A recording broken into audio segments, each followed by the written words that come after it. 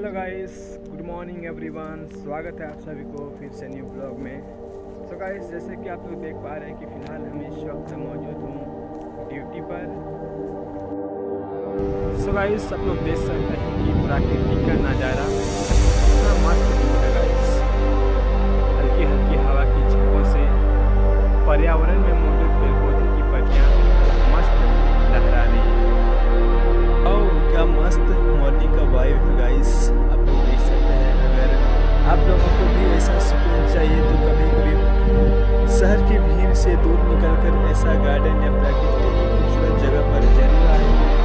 यकीन मानिएगा आप लोगों का मन